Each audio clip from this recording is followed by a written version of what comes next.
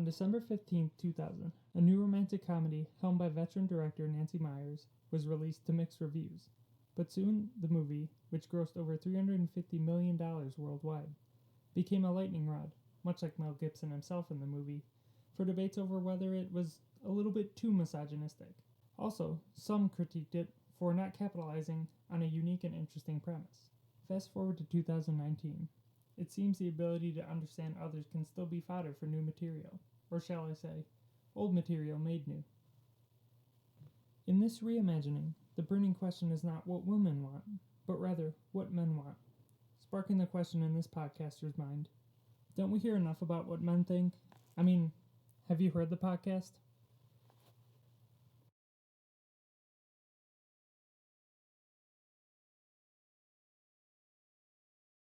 And we're back. All right, this week on the Film Fuks, we dive into men's souls. We see what they're thinking in their minds and their hearts, and we learn a little bit about ourselves. It's what men want. It's what men want. Mm-hmm. Anal. Yes, correct. Anal sex. Correct. Carl apparently wants anal sex done to him. Yeah, that's what men want. No, that's exit only. He must have, yeah, sure. All right, buddy. That's what everybody who's created an exit don't says. knock until you try it. So. Oh God, we're getting blue right away. What about that big inflatable cock? Okay, yeah, let's jump into this. Okay, so Carl, give us a quick synopsis of what men want. No, fuck this. No, we're just fuck talking. We're just talking about. We're just talking about the bachelorette party. Okay, yeah. What the fuck is this party. Shit? It doesn't That's start with. It's like she gets a. But they're like, okay, concussion. the things we're doing. This is apparently this movie's idea of the perfect bachelorette party. Is starting out just sitting around on a porch drinking bad champagne and good champagne. And then, having one person threaten to call a Lyft and that, like, I'm going to leave this party early before they do anything. There's so much ad-libbing in this, maybe to the film's detriment, but I don't know. There's a lot of funny scenes still. Yes. And so, yes. People having fun. You could tell they had fun making this movie. You know what? That's nice, because not every movie's just fun for the sake of being fun. Yep. And the second part, it's very objective. The second thing that makes an incredible bachelorette party is a fucking psychic. Dude, she was the best. She was fucking great. I mean, I loved her hair. Well, I'm not gonna lie. It's just so. In Book of Mormon, which is a musical, if anybody's seen it, they do this at the beginning. So it's these Mormons about to go to Africa. And then they have this person come out who's dressed as like an African like tribal person, and they sing a basically a Lion King ripoff. And then at the end of it, they break and just talk like a normal person. They're like, "Okay, guys, have a nice trip." And it's like, "Look, we hired Mrs." Is that the "Fuck You God" song? No. That's actually in Africa. This is like in Utah. They hire the black person in their community to dress up like a tribal African. Beautiful. And sing. They didn't go that far. Well, it's pretty damn close to like with the music playing in the background. I'm like, all right. Like with the Uno card with the tarot card. The skip card. Yes, pretty funny. That is incredible. That's so good. It's like all these so super. Dumb, well, and she has the exact. So she's building it up like she's having these really dramatic. Had, like no lines in her script, or at least for that scene. They're like, just be weird, lady. Yeah, just be weird. And every time she throws a card down, it's another incredible reaction. And she throws a skip card down and has the same reaction to it as every other card that she's thrown down. Like this is a serious card. Yeah. You skip that part of your life. So great. Yes. It's like whatever the last one was, skip it. It's wrong. It's actually wrong. No, and then after that, everybody gets their tarot card reading, their psychic readings. They drink the nasty They drink nasty tea and go clubbing. Oh no. Okay, rewind. The best line I would say in the movie is this girl who's like, "I've been sober for 20 years now. If you don't include the weed, the peyote, the coke, and the crack, yeah, and it was fun. I mean, that it's so great. Yeah, it's absolutely great. She killed it with like the way she said it was funny. She's like, just like, oh, as a matter of fact, yeah, I'm totally sober, but I am doing crack. Yeah, she's so the full-on just like comedic side character in this movie. Yeah, every other character. I don't know.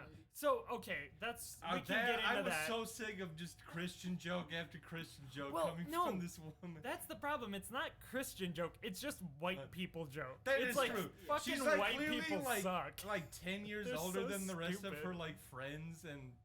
Hey man, yeah. black don't crack.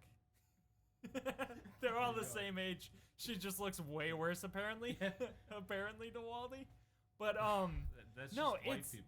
No, it honestly was just all like, oh, this white people stuff. It's like it was funny at first, but I'm like, I'm fucking sick of this before shit. I found Jesus, I toured with what's the band? Oh yeah, and the songs about her. Yeah, it's about her because she was a groupie. Yeah, I'm really mad. Like I said, they had it. fun making this movie. Do Yeah. I think it's a good movie? No, They absolutely. but well, they had fun making. I thought it was good. Yeah, I thought it was good too. It was just as good as the first one, or the original that it was going off of, which wasn't great. It was very 2000, early 2000s. It wasn't great. It was kind of problematic. Really sappy and like predictable at the end. And that's a why I'm fucking romantic comedy, Wally.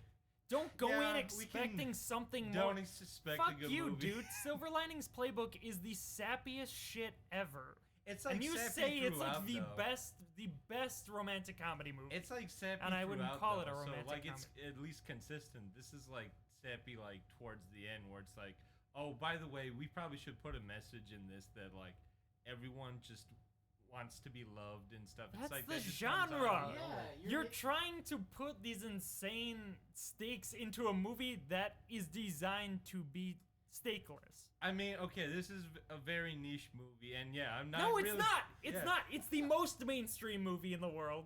You can't call a romantic comedy a niche movie. That's crazy. Aquaman is a niche movie. No, it's not. Yes, it Superheroes is. are in. Okay, It's God. niche. You're right. Dragon Ball you're Z right. is okay. a niche You're movie. right. Okay, a romantic comedy. Godzilla is a niche movie. This is not. To me, They literally. to someone who's not normal, this is a niche. I was movie. gonna say, yeah, because how you yeah, know it's there a. were like a bunch of like 40-year-old moms definitely in the theater when we went to see this. I'm like, yeah, we're probably like the only like few dudes that were actually there. There was a lot of couples, and you There can were a tell lot of couples, this is a good couple movie Yeah, because yeah. you have the romantic comedy, which is clearly catered to I'm women. gonna say the and main then actress, I don't know her name. She killed it. she did. She's She did great. Yeah, she's But- really fun. I'd like to see her in other stuff. But it's so like this is such a good analysis of what modern like culture thinks middle America wants. I will say like Yeah. heteronormative white it people. It's women. They get the romance. They get the kind of comedy and stuff. And then the dudes, of course, this woman is an agent at a sports thing. They get the fucking draft in there. Like, oh, look at this. They get the sports people. Like, it's totally like, hey, your wife or girlfriend is gonna drag you to this movie. We'll throw some little thing in for you. And I think they should have went for the gay audience. they did. They made did it super obvious, like, oh, like, she introduces him as gay. Do we really need that at this point? Like, no, because that's you knew just the so, second like, you walked oh, through you. the door, he was gay. Yeah, they didn't need that to be said. They were just. She's just mean to this guy, like, the whole fucking time, and that. That's just romantic comedy. It's like, let me be nice towards the end. What do you mean It's like, she's mean to him? she takes advantage of him. She uses him as a boss would use an employee, an ignorant boss would use an employee. And But like- also the fact that she realizes, no, he sees this as a friendship, and I do too. Like, that's the growth. It's growth. It's forced. It's not forced. Yes. No, It was it's like not natural forced. growth. Yes, it's not natural because is you not a you natural don't growth, yeah, yeah. you don't The get psychic psychic ability. powers. Yeah. But I mean Are you the guys crazy? the It's original not- movie does the same Yeah. thing. Like I'm not especially putting that the original movie on a pedestal. I haven't even seen it. Like maybe it has like fun acting like this does. This is like It this doesn't. does It's not feel nearly like as good. something that maybe came out in the 90s. It's nothing fucking new, and they do try to okay, they did talk there was a Me Too throwaway line that was super forced in there, but I do like in this one where it's we're looking at feminist ideas, and this movie kind of turns that on its head. It's even though we're showing you as a joke that men just want to fuck the whole time, that's not really what men want. So it's it just forces that in towards the end of the movie. I'm oh, now the movie has a point. It just kind of meanders until the end where it's okay, let's just throw a bunch of things in there. And I don't think so. I mean, the fact that when they show that sex scene early on between him and the main love interest, it's the most awkward, creepy, gross thing ever. Yeah. She's punching him in the face and choking him. It's freaking. And it's she thinks, and that's it's kind of this modern thing is that or this modern trope is that oh, women automatically know what all dudes want. They just want sex. They want aggressive sex, and it's no, that's not true at all. And I like this movie because by the end it's because they make jokes out of all these deep-seated ideas about it, and then at the end the main love interest is just no, that's not what we want. And then there's the weird kind of awkward romantic love sequence where afterwards they're just super funny, sweaty and panting. And it's that's great. And it's it's guys don't just want sex and that sort of stuff. Guys don't want that. They want intimacy. Maybe they don't want to admit it. I did like that rooftop scene Yeah. there. Oh, that was a good scene. And when the kid is boxing with the dad, I'm this is insanely sweet. Yeah. And that's why I'm I needed more of that though. That stuff is just kind of thrown in there, just so we can make this lady seem nicer than really she has been this entire movie. By the end you get more of that though, because you see when they're at the sports game, when they're at the basketball game, you see that she can't even function in this sphere of kind of parent, kind of just hanging out with somebody with a kid. She has no ability to function in that realm. But then by that scene, that's because she was lying to her coworker. No. But that's also because she is just seeing that relationship as a means to an end. But then you see the shift, and it's it's just so predictable. Scene. It's oh, they're gonna break up and get back together. But it is predictable. Seeing the shit. Yeah, millions of times. Exactly. Rom-com it is predictable. Rom-coms don't change anything. I thought they executed it well. They executed it a lot better and a lot more realistic for a rom-com. Wally, settle down. Than the original movie. That scene where they're oh yeah, just so you know, this guy you want to get, he's with the Chinese now. We're gonna televise this. Oh yeah, I mean, I turned to you when that happened. I'm nobody ever talks about the percentage that an agent is getting on in a press conference about moving to China. That doesn't fucking happen. Yeah. I will say I don't think this is a good movie, but I think I got the most out of this movie that I think I possibly could get. There's plenty of fun scenes. It was super predictable. It's not something I typically go to see, so it's nice to just I don't know, give it a chance. Does that make it a bad movie though? You said you don't think this is a good movie. No, I still think it's a. Why? I think he thinks it's only a bad movie because he doesn't enjoy that type of genre. Yeah, but you can't call something a bad movie if you just don't like a genre. Just fun, because I don't structure. Fun or not a fun structure. It's just not a well-conceived structure. It feels so dated. So we were talking about this with the Aquaman movie. It felt just like the first Iron Man. It actually, what were we comparing it to before? I was comparing it to Speed Racer. Well, Speed Racer, but during the podcast we were talking about what was that movie? Because it was just was super it long. Superhero I think it was movie? something we also reviewed on the podcast, but now I can't think about it. I guess where there's just too much crammed in there. For me with movies this, just feels it's just kind of a. It's a movie that meanders, and I guess that's fine. That's this kind of movie. But by the end, I just feel everything's forced. It doesn't feel genuine. It's oh, we gotta wrap things up and put a bow on it.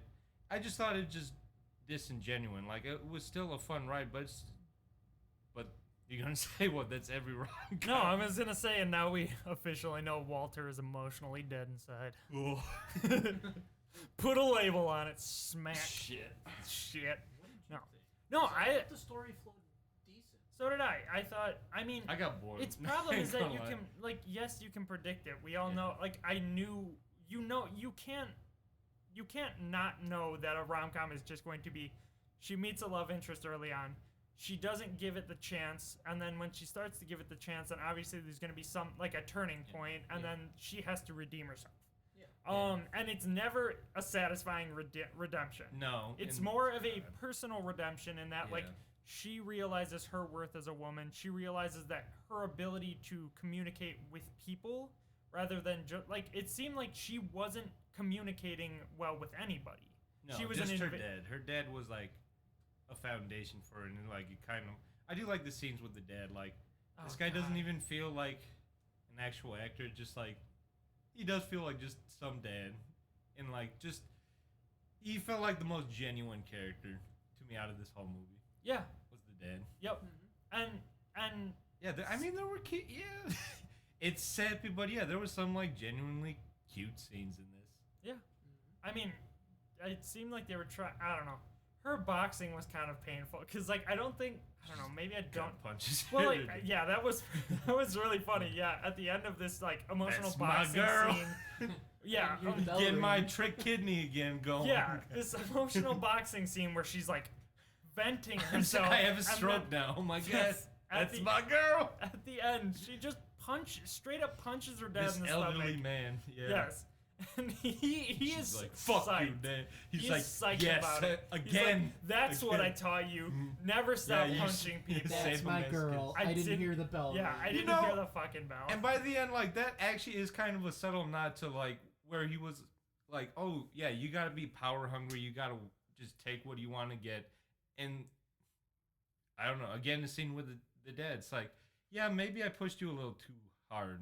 Well, it's like, it's also like I taught you through example to emotionally lock yourself off from other people because that's the easiest way to do it because my wife left me.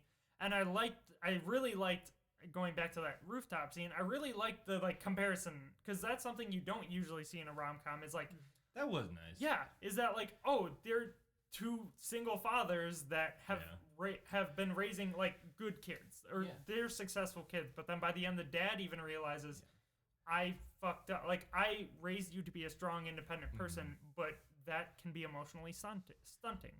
I guess, like what kind of brings it down for me is there are those like those moments where like it kind of goes above itself and like does stuff that rom-coms won't do, but it doesn't go like all the way with that. Like you still have to have this just really cliche humor that's just most of it wasn't funny to me. I'm not gonna lie. I liked all of Tracy Morgan's stuff. Like he's just a fun guy to watch rift. He and the Saga were probably the funniest characters of the movie. Well, is that because they're also the most absurd? Like, yeah, a lot of Tracy's stuff just didn't make sense. But you can't just have a movie about Tracy Morgan. You can't. You can't? No, you can't. It doesn't make any sense. What about Cop Out? Exactly, it doesn't make any sense. Who was the other lead in that? Was it that? It was Bruce Willis in Cop Out. God, that's insane. That is insane, but, dude. Have you seen Cop Out? Is it good? I enjoyed it, but it's definitely not a great movie. It's funny though. Well, yeah, but you need like Tracy Morgan isn't a leading person. Like he's just not great. He doesn't make a lot of sense. Like, he gets punched in the balls by like a 10-year-old at the beginning, or he punches a 10-year-old in the balls at the beginning of the movie.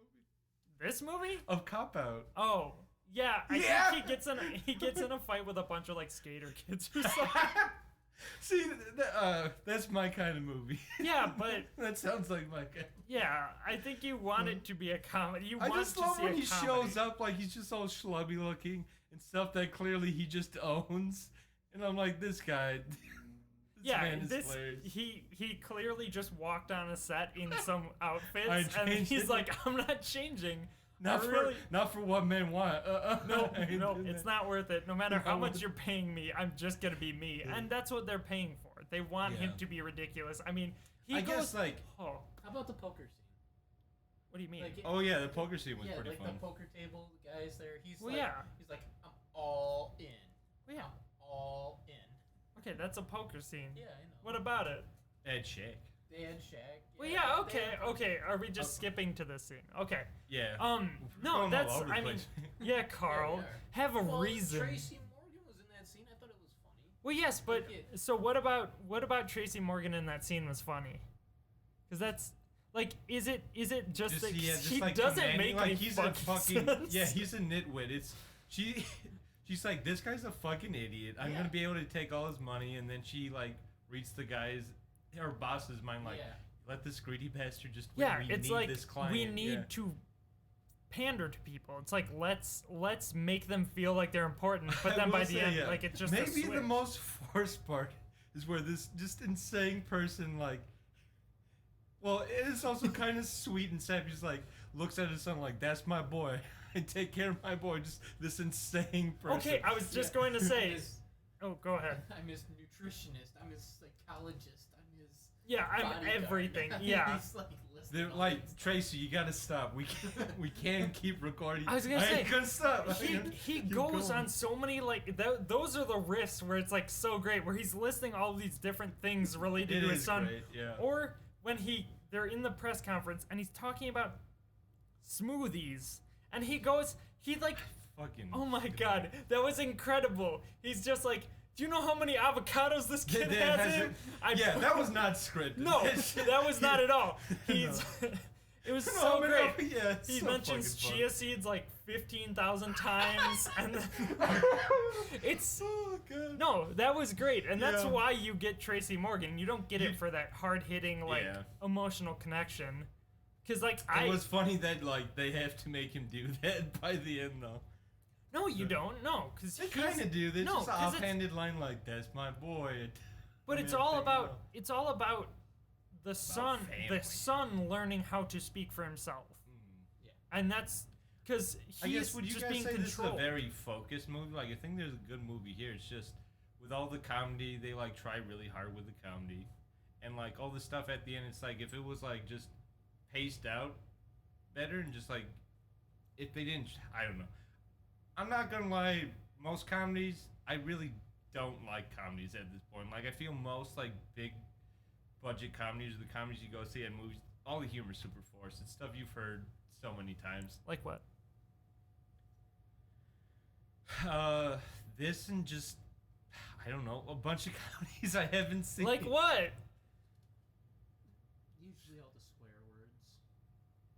Then I can't think of one off the top of my head. Yeah, and that's like, I can't. I guess any like romantic comedy has these same sort of jokes. They have the dick jokes. They have the smoking weed jokes. They have the freaking Christian jokes. It's supposed to be for like a mainstream audience. Like that's you want something that is so niche. I want something creative. You want independent film. Yeah.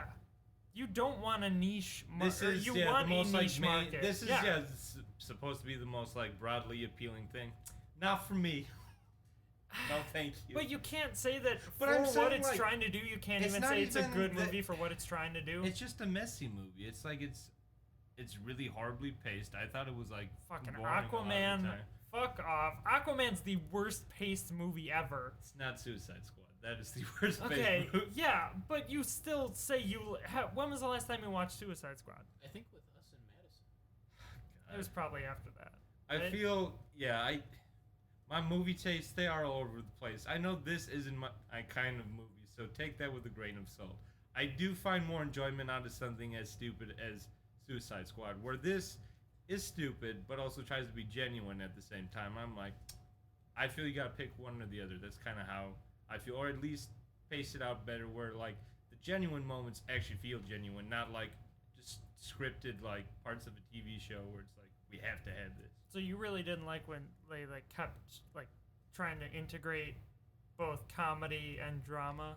You really want those things to be separated and like in their own space. It's like I don't want. It wasn't natural. Like how you want it it more black and white. Like you want it you want the black and the white. That's not to what be I'm saying separate. at all, man. I'm saying mix it better.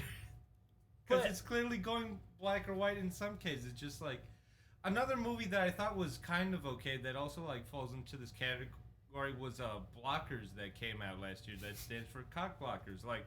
That actually had some genuine stuff about being a parent, like, towards the end. I think that handled, like, the whole romance comedy, like, better than something like this did. Well, that's not a romance comedy. That's it's a romantic comedy. It's a coming of age. And it's like a parent. It's a parent comedy. Yeah. But yeah, see, that was interesting. That was like a different look at like the romantic comedies, like from the parents' point of view. Like, oh, these kids, it's not just another teen movie where the kids want to have sex at the end. It's like, what is from the parents' perspective? And this like takes an idea from like a 20-year-old movie, and it feels like an idea from a 20-year-old movie. Yeah, yeah. That's a bad thing. I'm just no, saying it's not. You can't. It's. Not every movie is like made to like. Well, you said Aquaman was good, but that's the exact same story. Like, it's the basic premise of. I'm not saying Aquaman's story was good, dude. That's definitely not what I liked about that movie. Well, you just liked that it was insane, but I think you're being more critical of a romantic comedy than you are of a superhero movie. I think that's fair. Which they can be synonymous because they're both just as generic and plain and kind of bland. One has more money thrown in. I would say does take more. I mean, obviously creative liberties, but wait, Wally, are you telling me that there wasn't a lot of money thrown into this movie? Isn't that crazy, dude? No, I cannot believe it. Into the tea, where I'm like, that is the most After Effects looking fucking smoke. Well, okay. Even get. The product placement. There had to be so much money. It's like Coke, because I think Coke owns Fiji. Like the Coke company owns Fiji. It's like there was so much product placement. And so many times the people were like, to the main character, hey, just chill out, have a Fiji water. Chill. That was so fucking funny. It's such an ad. Yes. And then also the Porsche thing. It's like, the kid asks, so would you rather have at the very end of the movie, the kid goes, this little kid goes, would you rather have an up-to-date or a brand new Porsche or a ratty old Subaru? This kid is 6. He's 6 years old. He's 6 years old, and he's talking like a Porsche, and he's like, "Oh, interesting." Yeah. He says, "Interesting," and she's like, "But that's he's because a 6-year-old." And she goes, because my lease is I still have my lease on this Porsche I leased. Also, we saw a total of 2 types of cars in this movie. We saw a VW and 50,000 Porsches. Everybody had a Porsche. Okay. And it's like, I think the two companies, I think Volkswagen and Porsche are made by the same parent company, so it's like, and maybe Coke owns that too, those fucking assholes, but. I guess for me, like, we both did talk that there, like, are definitely emotional parts that did, like, hit us, like the rooftop scene, the scenes with her dad. Those moments do, like, stick, but I guess to me, I felt there were a lot more misses than hits from this movie. What was a miss? Most of the comedy, not gonna lie, most of the comedy was just so fucking forced. That sex dungeon scene, that was a miss, huh? That was the biggest fucking miss in the entire fucking movie. It leads to fucking nothing. That's what I loved about it. Weird. I'm not gonna lie. Romantic comedies just have that. I was like, oh, he's gonna be some weird sex pervert. Boom! Of course he was. That was the most obvious shit. Where I'm like, this belongs in freaking movie from like 1995 or something. But it never comes back. It never comes back. It's so great. The story. I love it. Shit. No. It is so absurd. Perfect. It's so absurd. Yes. It's so ridiculous. It's that so doesn't outside. make it funny. Okay, it does. Yes, it does because her reaction is so like stale and old and shit. That is my main problem with rom-coms. They're like a really good joke. Like you really do have to work at it. Like. I'll go to something like The Simpsons. Old Simpsons, they would go through like 30 drafts of like different jokes. here, like, it's clearly more ad-libbing. That's the kind of movie this is. But I'm saying that's not my kind of comedy. I don't think it's funny. Yeah. It's not funny. No, it is pretty funny. I mean, it's like it's like the something about Mary cum in the hair scene, thinking it's like, hair gel. Okay. It's funny. It's not something like, about Mary. Just like that was funny because it did for the first time. We're still doing these fucking things. It 20 years didn't do later. it for the first time. Well, that was like the start of like the gross out comedies. That's where it was like at its height.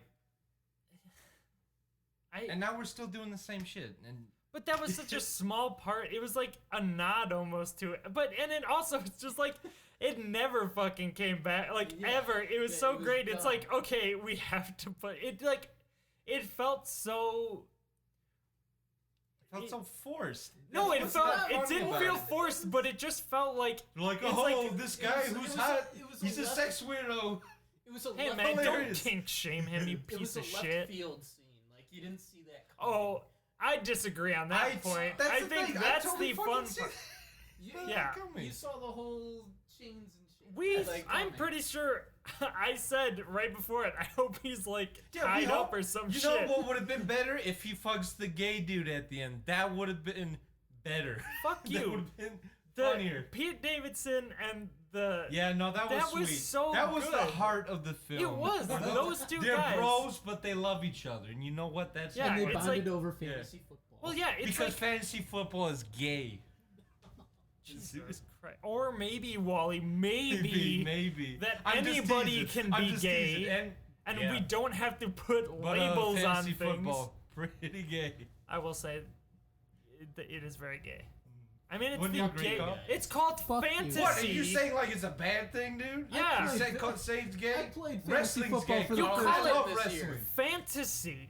And football, it's just a bunch of dudes humping a ball. Just dudes humping a fucking ball. And it's fantasy. And you need a fantasy of that, Carl. That's played the football? I played football, and I'm gay. No, yeah, that's a little blurry. We'll leave it at that. We'll leave it at that. But no, I'm just I was making a joke there, like. It was fun. Those parts. I don't know. I just like oddball characters, and it's like. Yeah, and it is the fault of a romantic comedies. You're not gonna get those as the main characters. When has there ever been because as main characters like heterosocial or heteronormative? Like it's supposed to be. Like just it does kind of mess with that. That is the thing. It's like there's no. I can't think of any gay romantic comedy off the top of my head. I mean, Chuck and Larry, they tried doing something with it, but fucking Adam Sandler's a freaking homophobic piece of shit. So, like, he ruined, like, the guy who wrote that script, like, really cared about that script, and he's like, fucking Adam Sandler just ruined the whole thing. No, I agree. I think we're not yet to a point where you could make a romantic comedy about a gay couple.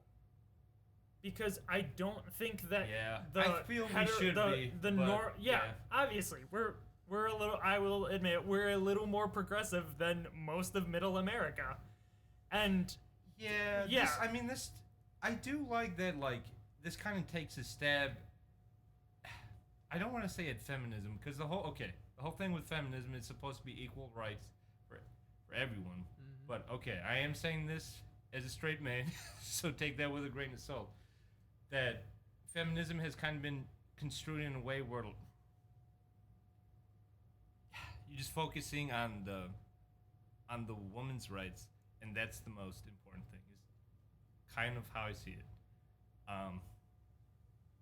Which I mean, obviously that's not true. And this like kind of tackles like it is weird that in our progressive day and age that they're making a movie called What Men Want, and they're like it has a great message at the end. What men want, what everyone else wants, to be loved. Yeah, and to like to be intimate with somebody rather than just to have sex with them, or to just be open and be communicative. It's like to be in a good, healthy relationship, which for anybody who watches romantic comedies or even just romance movies, those relationships are generally not very healthy. They're not they're not healthy depictions of relationships. Whole thing, like the breakup and then they get back together. It's like, and like with this one, it's like the whole thing was like she used this guy's son. Like for me, I'm like, no, never talking to this person again. You take advantage, someone's son. Yeah, we did mention in the car right over that there was no reason to not at least just like posit the question. Yeah, it's just hey, so dumb. It just falls into the same. Would you like? I mean, and you don't even have to necessarily say, "Oh no, I'm married."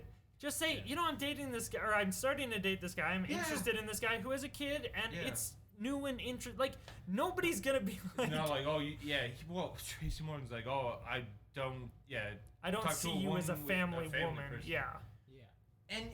Which is pretty misogynistic. Yeah, it's like, it is. I will only work with you if you have a family. Now, this is, a movie for, I'm sorry, people in their, 40s and 50s. It's middle America, too. Yeah. Like, it's not... What about her boss? Her boss was also a dick. Oh, everybody. A lot, yeah. Well, you guys are talking about progression, and he's like, I can't fire you because not only are you a woman, but you're a black woman. Well, yeah, that's that. While he was the Me Too movement, that was just kind of like they're just acknowledging this guy is a dick. It's like we already fucking know he's a dick. That's a throwaway line. Yeah, it's a throwaway line to make it controversial like, in today's we're trying age. To say something. No, or we're not. Or we're it's just like putting something. Well, or it's like trying to terms in there. It's trying to it's just an overuse of terms without saying anything. Well, it's trying to say, okay, you guys have through this whole movie and. It's probably a white audience generally, and I keep saying middle America, but like that's what these types of movies are catered to, is this kind of conservative middle American group that wants to see romantic comedies like this and don't really want to be pushed that far. That is as far, that and the gay stuff, you couldn't, Wally, you mentioned this, you couldn't have the two gay people kiss at the end. They hug. They have to hug. They hug and spin around in the same way that he hugs his boss. It was so close. Yeah, I would have loved to see Pete Davidson kiss this guy. Yeah, that would have been great. Again, to go back to Blockers, they have like a gay storyline in that. It's like this teenage girl, and like at the end they show like she does like kiss this person. Is it because like because they're women, like, oh, is it easier to do that than have two guys kiss? Is that what I'm supposed to read out of this? No, you're supposed to read that this movie was designed to push people as far as they think they can push them without people getting mad. Okay. The people who are seeing this get mad. Okay. Like you have throughout the movie related to this main character. Yeah. So when the idea of being Me Too'd or being discriminated against comes up, it's in such a subtle way for you to be like, oh, I care about this person. I can't believe like she's having this person, and you're gonna say this guy's a dick. Like you're going to maybe come out of there thinking, oh, the Me Too movement is a little bit, I can understand the Me Too movement a little bit more than I did going in. You can't push it any farther than that. Yeah. Because then it becomes that's when everybody's going to boycott it. Yeah. Everybody's going to say, how dare you try and force the liberal agenda on me. Yeah, you got to put as little in there as possible. I guess, yeah. And it's fucked up, but it is fucked up. And the thing, like, I guess why I'm saying, to me, it's not a great movie because it just feels like a very dated movie. This feels like this could have came out 20 years ago and it would have been the exact same thing. Yeah. Yeah, I don't think it would have been the exact same thing. You wouldn't have gotten those or the gay characters. I don't think you would have necessarily gotten there, or they would have been insanely stereotyped. Yes. Whereas they did. I was surprised how toned back it was. And it was more about like their friendship than like, oh, he's my gay best friend. Yeah. Yeah. Sort of thing. The early 2000s would have fucking butchered. Oh yeah, it would have been god awful. I mean. Yeah. No, I did like that part, I guess, thinking about it more. Like, you could tell they were friends, they do care about each other, and they worked off well as just friends. It wasn't like, oh, this guy's gay and we got to harp on that. They did at the beginning, like, just to say, just so you know, this guy's gay. Yeah. And I wish they would have made it more of a point that, like, oh, no, you're still, like, when she apologizes to him, the first thing she says is, like, I'm sorry, like, as my assistant, as my underling, I treated you poorly. It should have just been as a friend. Yeah. I I was waiting for like I love you, like or something like that, like and just being like, oh yeah, you're my assistant. I'm like, that's and then afterwards she says, but more than that, you're my best friend. Get the assistant thing out. Like obviously we see at this point that's going to happen. That's obvious. Like this is the point where you work on the friendship. It's not about like. And we know it's more of a friendship than really like yes he's getting paid to work for her, but we how they act. Friends, he drives her to work, which maybe is some like that's like it's not okay with the apology. I mean, because if you look back at the very beginning of the movie, she was cold-hearted, you know. So she was at that point in the movie starting to warm up, you know. Well, that movie. That was we're just saying, like, she should have let in with the friendship. It's like first, that she's is the most instead of putting her career first and her career relationships first, put the emotional relationships first. That'll show a good shift instead of putting the friendship last. And I can see why they probably did it, but it did seem undercut because she did talk a lot more about as an employee. Yeah. I did you wrong rather than length that like it kind of teases in parts, and I'm gonna say it's not good for that. I mean, I totally understand why you would say it's a bad movie. I can understand that, but movie, I got as much enjoyment as I expected out of it. Yes. Okay, I think on that note, we'll cut to a break. I don't know what our sponsor is this week, but hopefully it's something good.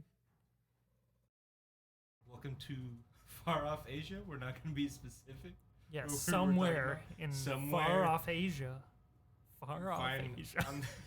On Fiji mountains, delicious Fiji water, which is essential for our bullshit Fiji tea. We have hiked through the Alps of the Himalayas to find the purest, the Yetis. Yes. We have Yetis slaves that we have mined the Fiji water for our delicious mined tea. The ice to create Fiji water. They're happy to work.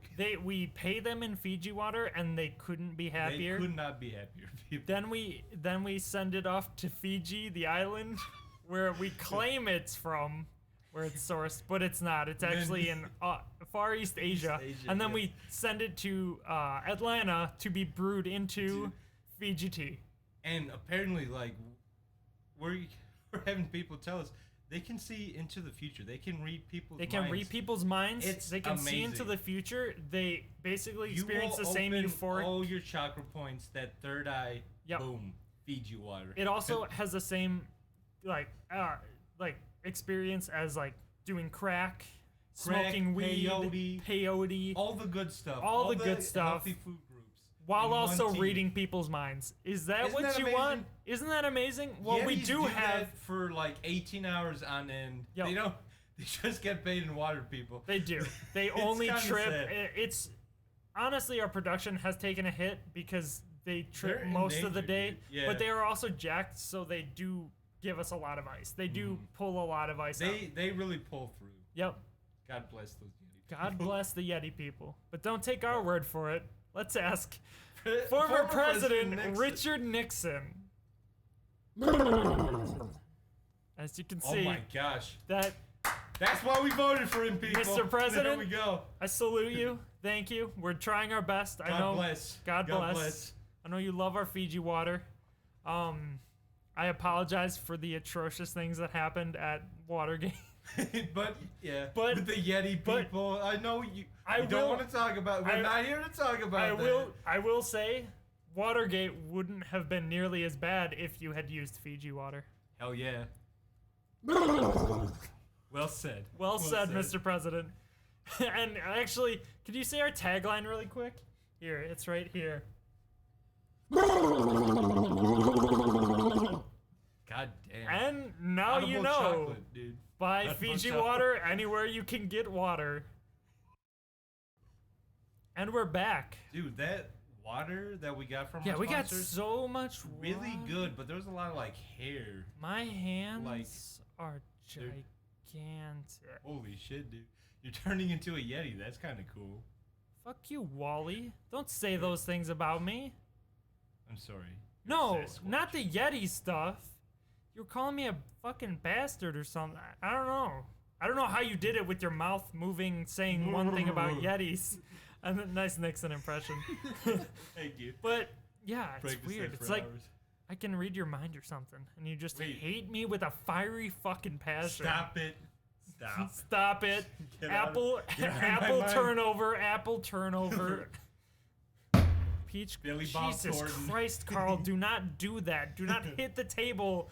That was in his mind. He hit the table in his mind. It was supposed to be an interpretation of her hitting the stage. Remember, that's what caused her concussion, which then caused her to. No, Carl, it was obviously Fiji water. That just put her in the hospital. She could read minds before that. She was just too drunk. Yeah. And too full of giant blow-up dick. Okay. All right, we got to get back to that. I do we want to jump. We started the conversation with it. Let's end with a giant inflatable dick. No, we didn't. The story. No, we don't need to. It's a rom-com. Yeah, it is. Yeah. We don't need to describe it. These people are obviously going to see this movie. Who are listening? People? Yeah, our audience is going to pay. Yeah. We bring in so many the #1 audience. Movie for Valentine's. I can see that. That's gonna be Alita Battle Angel, dude. No, we're gonna make this the biggest movie of 2019. No, dude, bigger than Broly. Yeah, fuck Broly. As much shit as I gave this movie, it had a Medea trailer at the beginning. It did, and I was like, you know what, Tyler Perry? God bless you. This is what you're gonna do. Fuck it. You can't do anything else. I'm ready for another Medea movie. Yes, and that is also a spoiler for a future episode of the Film Fucks when we are going to see our movie of 2019, Medea's Family. We haven't seen it. We've also said Broly is going to win. That's what Carl says. No, you said that specifically when we saw Glass. He wasn't even here, and I'm pretty sure you said that the Broly movie is gonna win. Win what?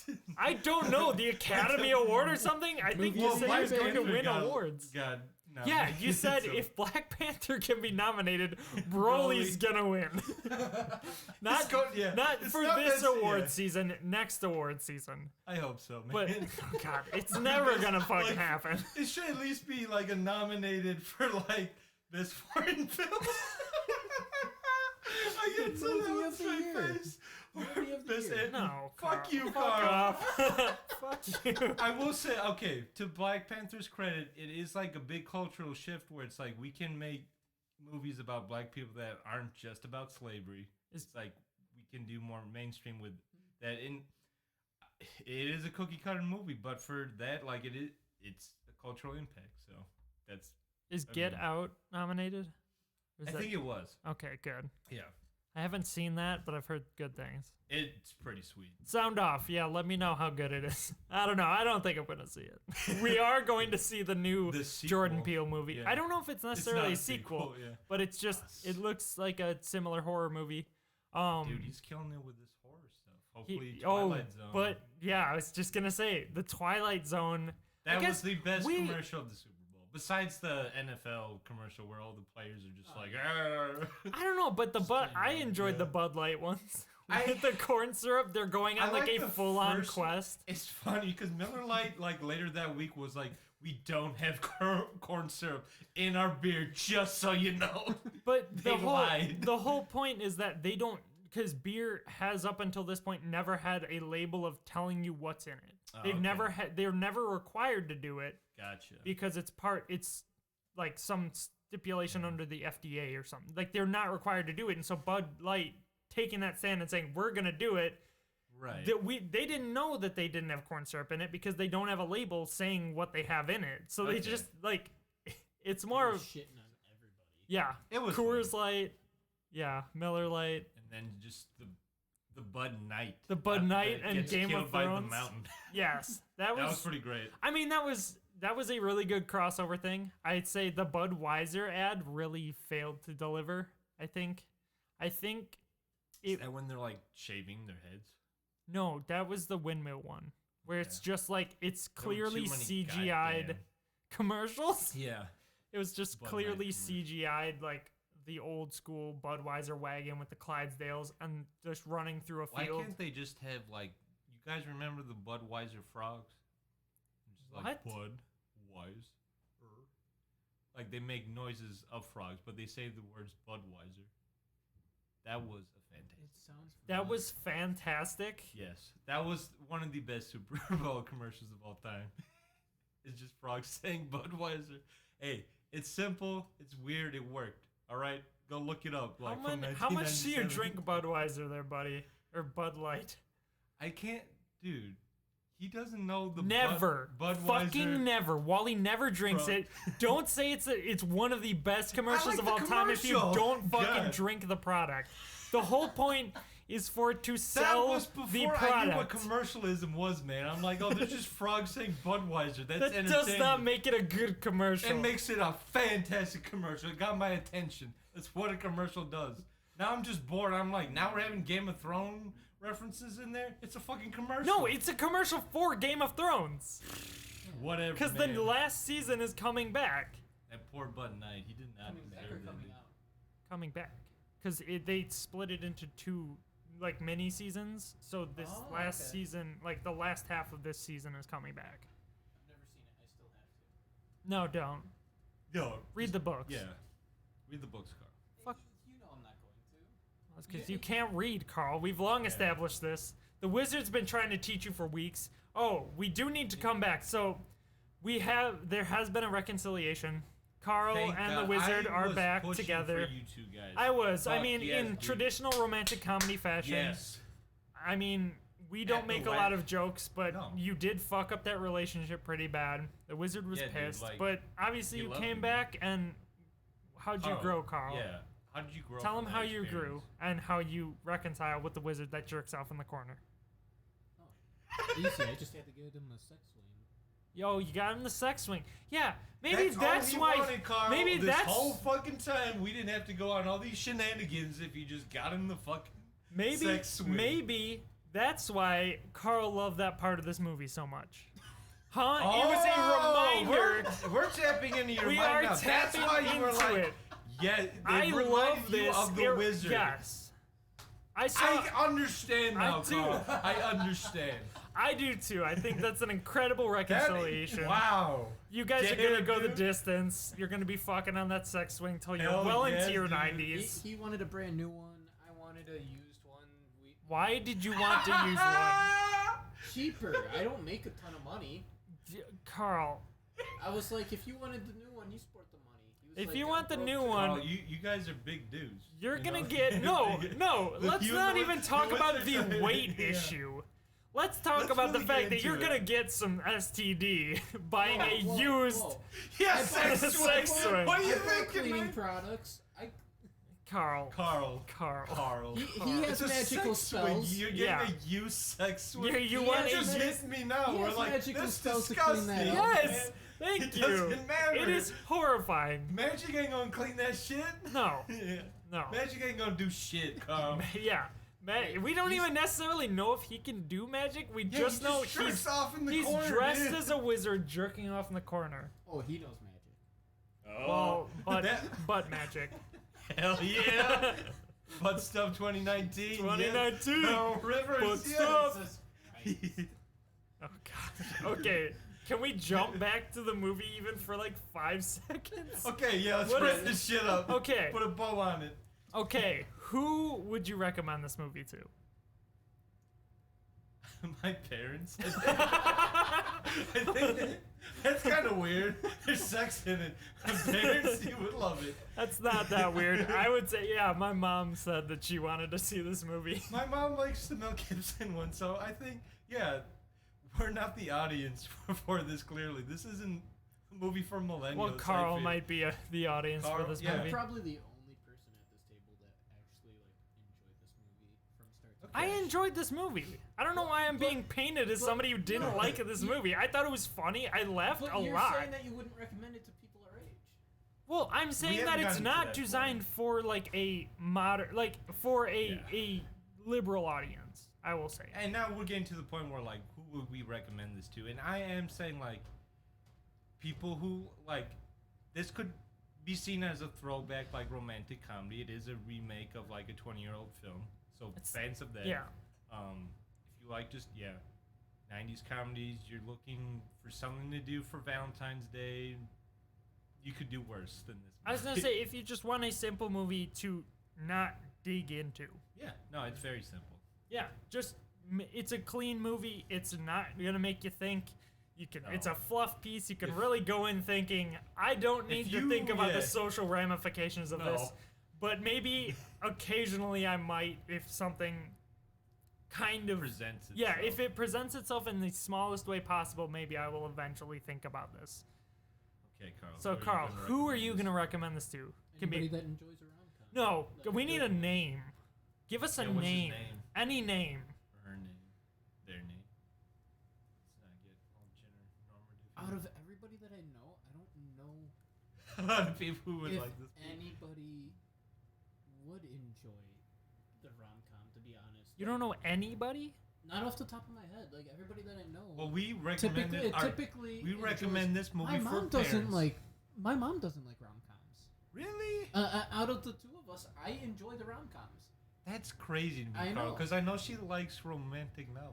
Yeah, but she. Oh, she doesn't- does. Well, she likes that's romance a novels. mockery. That's like a romantic comedy is going to be a mockery of what you get out of a But romance she doesn't novel. also.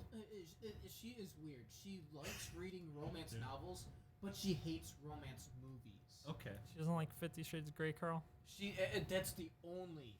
Oh my god. The book Sorry. to movie series that she actually likes, and to be honest, God. she absolutely hated the first movie.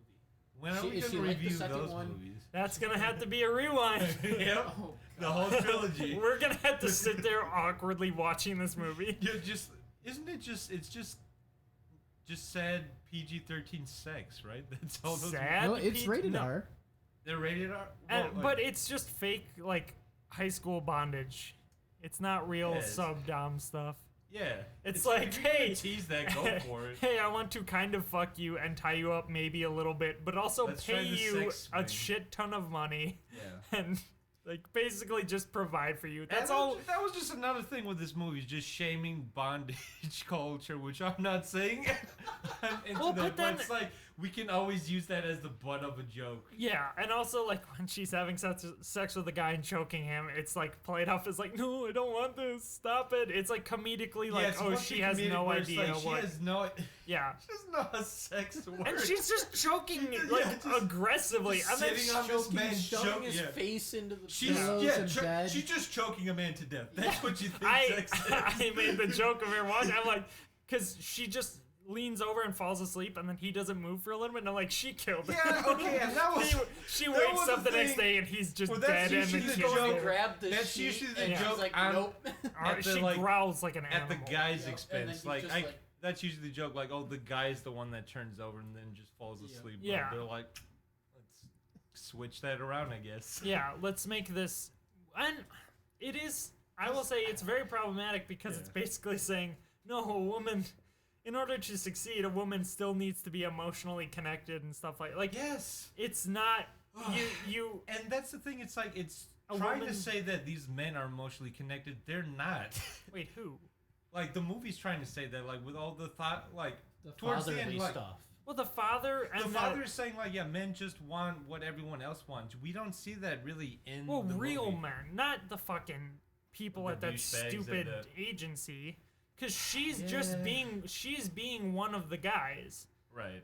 and it's a weird borderline It just between kind of, like yeah, it's it just can be at odds with problematic. itself Yeah, with that. it can be very problematic that she. It's like, It's yes, like there are you shitty need to. dudes. You need to. Well, I don't know. I can't really tell if it's problematic or not, because like you shouldn't be those people, but you No. shouldn't if you want to You be wanna those be people. Pete Lee and his, If his you, boyfriend. well, and that's it seemed like. He was the best. God. Can we talk about Pete Lee's performance? Who are you saying? Pete Pete Lee? What's his name? Pete Davidson? Pete Davidson. The guy from SNL who Yeah. was married to There's Ariana another Grande? comedian called Pete Lee. Sorry, Pete Lee. Sorry, Pete Davidson. But yeah, no, he was great. He was great. I mean, I just love he he walks in the had a camera lot just of problems. shouting. Yeah, Yeah. a lot of his stuff was just him yelling at his brother, saying he's gonna fuck their I'm gonna mom. fuck him. I'm gonna fuck In- your mom. in the oh, eye that's my sockets. brother. Yeah. In the eye sockets. He's like, wait, isn't that your mom too? He's like, yeah.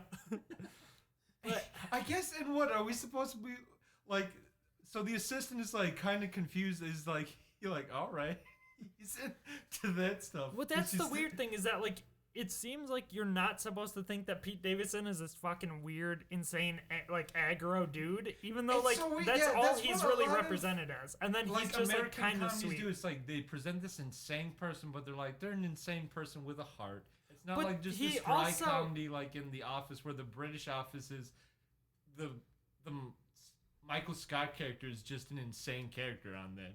But in the American one, we gotta make him relatable. Gotta make him because it's gonna last longer. Yeah. But Pete Davidson, like he's still kind of fucked up. Like even his inner thoughts, like there's such He just wants to fuck the dude. He's not a good character. No. Because he has the most radical character shift. Because throughout the whole thing, when she starts reading his mind, he's still like, oh man, I want to fuck that big old ass. And then by the end, he's like, oh no, we're in this like weird cutesy relationship. I'm going to pick you up when you become agent. Yeah, we're marketing this movie to mainstream audiences, and we can't have a gay couple kiss. Well, we can't have a gay couple kiss, but we also can't have a gay couple where somebody is like super sexual and the other person. It's gonna be like, we're still bros first and foremost. Well, no, you don't even need to have that. You just need to be like, I want to fuck that ass. You gotta remember, he was a closet gay, so I think it's. No, but he's also super horny still. Yeah, they're both super horny for one another. No, that's very clear. No, one guy clearly is like... One guy's hornier. The other guy Pete is like, Davidson's character is super horny throughout the whole movie, but then all of a sudden he's talking about, I want to marry this guy. Yeah, or no, was that the other guy? No, they both said at the same time. He's like, I hear wedding bells, and then Pete Davidson's character thinks ding dong, ding dong. I think that was more of a joke about how he was engaged to that they just threw into the No, Carl. No. Fuck no. That's fucking insane. Yeah. That is. How do you? I don't understand that, Carl. That is a weird thing. Yeah. Oh come on, he's an SNL guy. They make fun of everything on a weekly. Yeah, they could have like. They do. He constantly brought that up for like 4 months. I don't think they would put that in this movie just to say. Have you seen? I think they were. It's a gay couple who does like really like that. James Franco, is he on that? Where he makes a joke at his dad's expense, and his dad died in 9/11.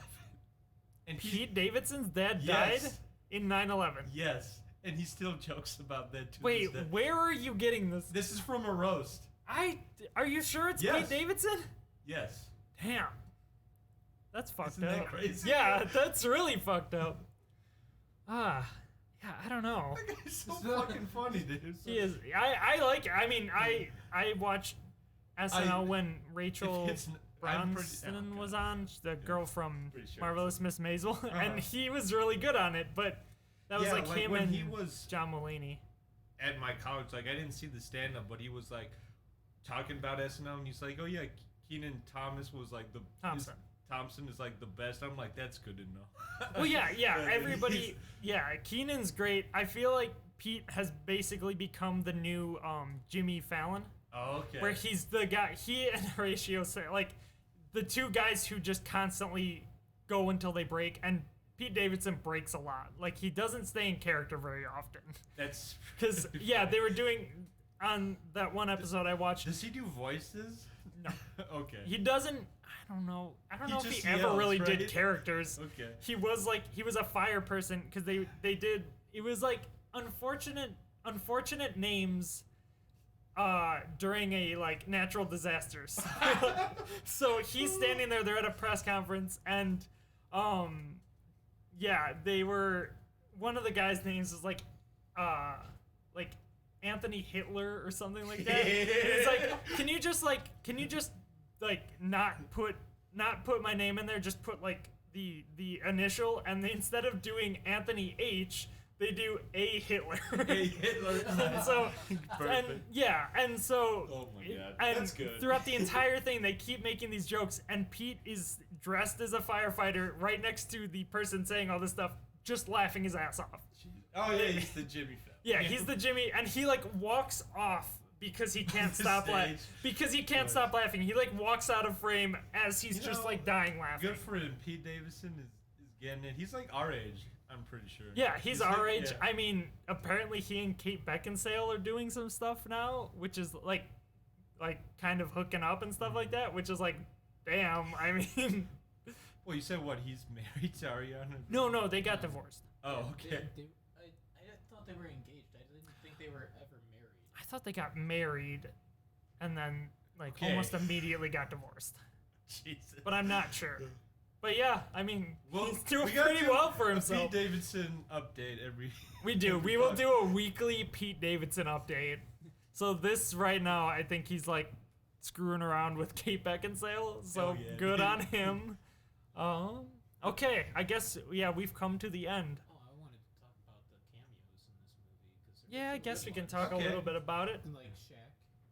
Shaq was in there. Okay, I will say Shaq's like one.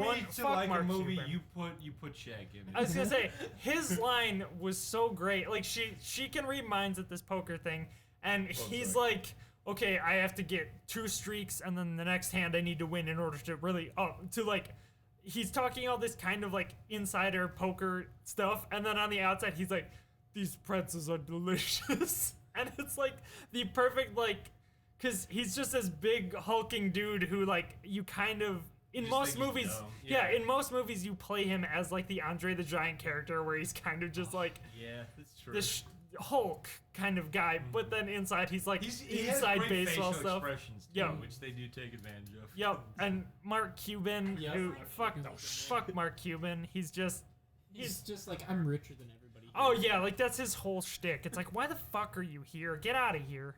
Because I guess it's because his relationship to like basketball and stuff like that. But he's a sports guy. Yeah, he owns the Dallas Mavericks. Mm-hmm. I wasn't gonna. I knew it was some team. I didn't know which one, so I wasn't going to say. He's a sports guy. I got you. Yeah. I got you. So is Shaq playing himself in this movie? Yes. Yeah. Okay. Yeah. I think all of the players that were the former players that were in this were playing themselves. Yeah. Carl Anthony Towns. Shaq got a paycheck. Oh gosh. That was I really like that too when the oh my god, it's Carl Anthony Towns. Yeah, it's just cool. The internal monologue of this guy who's supposed to be super cool and collective. And I love we get so many reaction shots of the main actress. It's what do people think of this woman? Because she's reacting to oh my gosh, what is she just when she turns? Okay, this was the bet. This was so absurd. So when she first is oh, I'm gonna make this guy and his son, I'm gonna say they're my family. It's her. She turns completely around and is looking at them. And Tracy Morgan and this kid who's playing this basketball player that they want to sign are just looking at her. Just looking at the back of her head. For an it's not that they freeze frame with her. Talking to the assistant. Or talking, doing anything. They're both just staring frozen for, I would say, 20 to 30 seconds. Just staring at the back of her head. And I'm like, that's fucking insane. And I don't think anybody else would notice that because it's you're focused on her shifting to say oh, I can use these people. But what would actually be happening? They'll be this woman's having conniptions. Yeah. Is that when they were coming down the stairwell? They were at the bottom of the stairs because they've been talking at the bottom of the stairs. But Tracy Morgan's expression for that is just dead eyes. He's just zoning out, thinking about something incredible, and I just thought it was the funniest thing I've seen in a long time. I hope people wrote down his actual thoughts, and he's I'm gonna say this in the movie. Apparently, yeah, I hope so too. But God bless. God bless. All right, so Wally, final thoughts. Would you fuck with this movie? Okay, final thoughts. Clearly I was not the biggest fan of this movie. I think it's a perfectly fine rom-com, but it's not anything that hasn't been done I would say better or been done before. It doesn't have really a new twist on it, but it's just a fun nonsense movie, and I would not fuck with this movie again. Excellent. I totally understand that. Carl, would you fuck with this movie again? I guess we'll go with again. I think we haven't really pinned down because it's we already watched it once. Yeah, so just see it. Would you see it again, or would you? I guess recommend this to other people. I guess I feel that's a good sign of a good movie. It's you want to see it again. Yeah. So. Yeah. I guess. Yeah. Yeah, I'd fuck with it. You'd fuck with this movie again? Yeah. Okay. I I thought the story flowed good. I liked the characters that were in the movie. I liked the cameos. I enjoyed it from start to finish. Yeah. Like I would fuck with this movie. How often do you watch romantic comedies? Like again? Like are you somebody who will Yeah. Are you somebody who will put on one just like just Hitch is my jam, man. Yeah. So do you have a favorite? I guess we didn't ask you this. Do you have a favorite rom-com? Hitch. Oh yeah, that's right. Did we say that on the podcast, or did we say that before? I think we talked about it. We talked about it before. Okay. Yeah. Let's talk about our favorite rom-com. Your favorite. Yeah, let's do it. Okay. It's like something about Mary or Along Came Polly, like that sort of vein of that. Yeah, and I guess like this is kind of up in the air if this is it's comedy not, or not. It's not a comedy. I do really like Silver Linings Playbook. I need to see that movie. I think that's a solid movie. It has comedic elements. Maybe there's more like comedic relief rather than it being a comedy, but like I think it balances both enough, and it's an interesting story about mental health. So yeah, I think that's why it's not a romantic comedy, because it's an interesting story about mental health. You never get that shit in a romantic comedy. Then I do not have a favorite romantic comedy. That's okay. Yeah, so I guess I would say, I'm curious. I will say, like, I feel like doing this podcast, I'm realizing more and more that I don't necessarily need to see a movie multiple times. Okay. I don't need to, like, and there's so much media nowadays that seeing a movie or even seeing a TV show over again, I feel like I want, and maybe this is because I like seeing musical theater and that sort of stuff, where it's like you have to be present during this time because it's actors performing for a certain amount of time, and then that will never be performed again in that exact way with those exact, if they're making mistakes or anything like that. Like, it's very finite.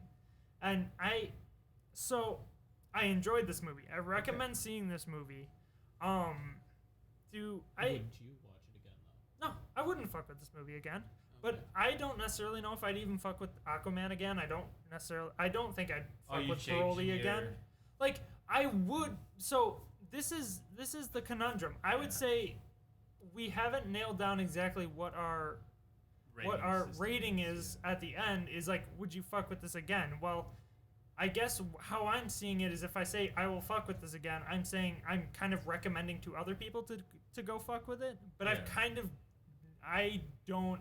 Even if I say I will fuck with this movie again, yeah, there's still good points to it. You recommend seeing it, but you're not gonna watch this. No, I don't need to. Yeah. I got as much out of it as possible, and I think I will. Like, I will remember enough of it that I'm not going back to be like, oh, there was a really good joke here that I want to see again, or the story's really great here. Yeah, we'll have to nail that down. Yeah. To be honest, I actually I love watching movies for the first time because I usually catch about 80% of it, you know. Mm-hmm. Okay. And then I enjoy watching movies again because I miss the little things, you know. Like you were talking about, like Tracy Morgan's face.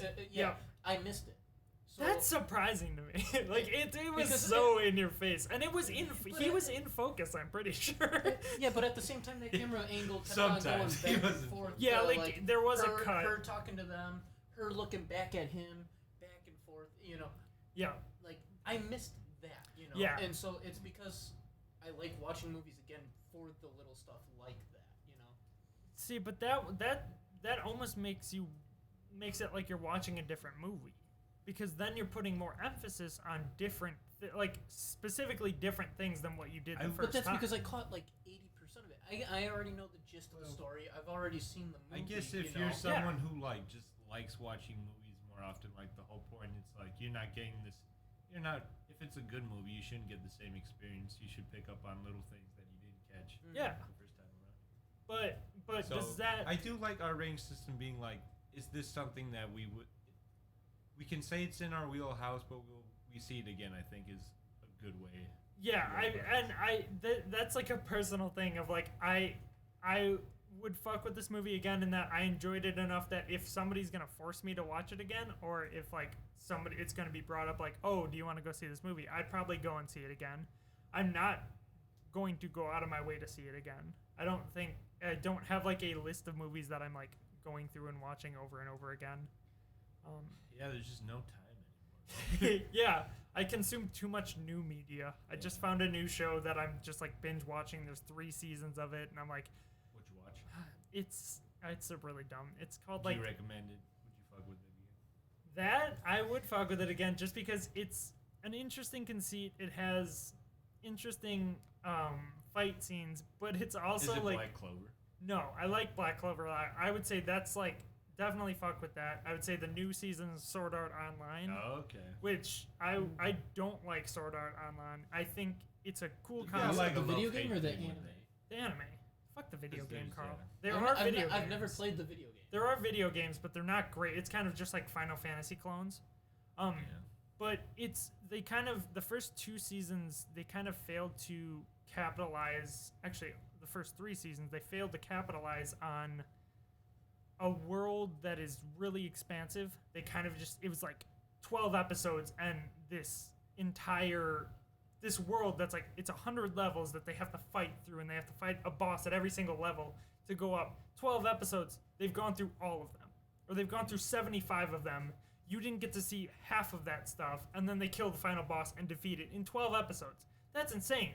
Draw it out more, like really build the world. Make it a world-building show, because you have this cool world. And the characters. But, yeah, and, well, the characters are pretty, it's kind of like Goku, like, it's straightforward. Kirito is kind of just like Goku, where he's just like, oh, he somehow has this ability to hack this game, even though you shouldn't be able to do it. Parts of this out, but did you guys watch the video I sent you about Goku's character development?